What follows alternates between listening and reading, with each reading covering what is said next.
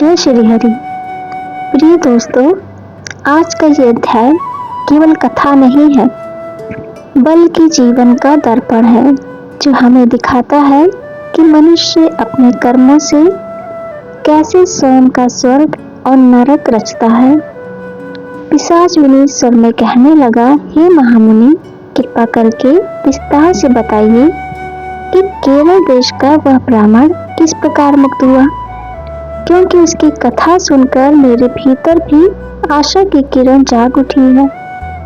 तब देवदत्त मुनि बोले, हे पिशाच, केरल देश में वासुदेव नाम का एक वेद पारंगत ब्राह्मण रहता था, परंतु दुर्भाग्यवश उसके ही संबंधियों ने उसकी भूमि हड़प ली, जिससे वह निर्धन, दुखी और असहाय होकर अपनी जन्मभूमि छोड़कर देश देशांतर भटकने लगा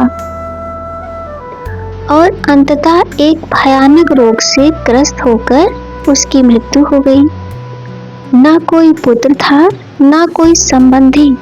इस कारण न उसकी वैदिक अंत्येष्टि हुई, ना दाह संस्कार, और इस क्रियालोप के कारण वह दीर्घ काल तक प्रेत योनि में भटकता रहा। शीत, ताप, भूख और प्यास से व्याकुल होकर नग्न अवस्था में रोता बिलखता फिरता रहा, पर कहीं भी उसे सद्गति का मार्ग दिखाई नहीं दिया।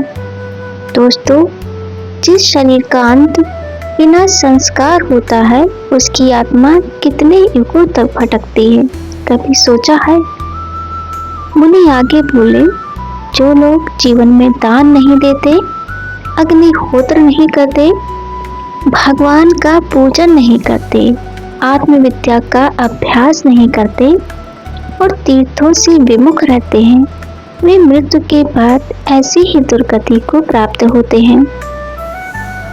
जो भूखे को अन्न, प्यासे को जल, नंगे को वस्त्र, रोगी को औषधि नहीं देते, छल कपट से जीविका चलाते हैं, दूसरों के धन और स्त्रियों पर दृष्टि रखते हैं, पाखंडी, क्रूर, चोर, हिंसक, माता पिता, गुरु और देवता की निंदा करने वाले होते हैं, वे बार बार प्रेत, पिशाच और राक्षस योनि में जन्म लेते हैं। दोस्तों, दान केवल देने से नहीं, संवेदना से जुड़ा होता है। अगर दया ही ना हो तो धर्म कैसा? उसी प्रेत ने आगे कहा, मैंने अपने पूर्व जन्म में कभी ब्राह्मण को दान नहीं दिया, अतिथि का सत्कार नहीं किया, प्यासे को जल नहीं पिलाया, न कभी वृक्ष लगाया, न किसी बंधन में पड़े प्राणी को मुक्त किया, न व्रत किया, न यज्ञ किया। इसी कारण आज मैं इस वन में भटक रहा हूँ। मुझे फल, जल और अन्न दिखाई तो देते हैं, पर दैव योग से मैं उन्हें ग्रहण नहीं कर पाता, क्योंकि कर्म ही मनुष्य का सबसे बड़ा बंधन होता है। दोस्तों, जो जीवन में बांटता नहीं, प्रकृति भी उससे अपना रस छीन लेती है। वह प्रेत आगे कहता है, बल, बुद्धि, पुरुषार्थ, सुख, दुख, जीवन, मृत्यु सब कुछ भाग्य और कर्म से ही प्राप्त होता है।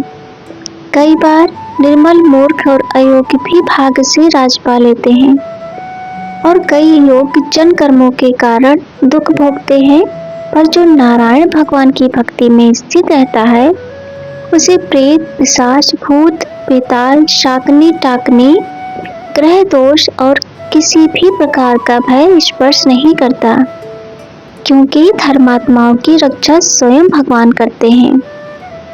तो दोस्तों, जहाँ हृदय में हरि का नाम हो, वहाँ भय प्रवेश कैसे करेगा? अब एक छोटी सी कथा। एक बार एक निर्धन लकड़हारा प्रतिदिन वन में जाते समय केवल इतना कहता था, हे नारायण, आज का दिन तेरे भरोसे, और उसी नाम स्मरण से वह अनेक संकटों से बच गया।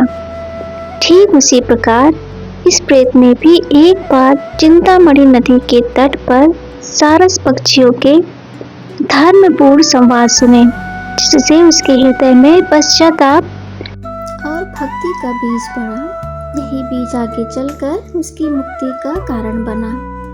तो हे दोस्तों, ये अध्याय हमें सिखाता है कि जीवन में एक छोटा सा दान, एक जल का घूंट, एक वृक्ष, एक अतिथि सेवा भी आत्मा का सहारा बन जाती है। इसीलिए आज से ही किसी न किसी रूप में दान और हरि स्मरण अवश्य करें। यदि ये कथा आपके हृदय को छू गई हो तो वीडियो को जरूर लाइक किया करें। कमेंट में लिखें, दान और भक्ति ही सच्चा धन है। और ऐसी दिव्य कथाओं के लिए हमारे चैनल को जरूर सब्सक्राइब करें। जो मनुष्य आज करुणा बोता है वही कल मोक्ष की फसल काटता है। जय श्री हरि। तो फिर मिलते हैं अगले वीडियो में। तब तक के लिए जय श्री कृष्णा दोस्तों।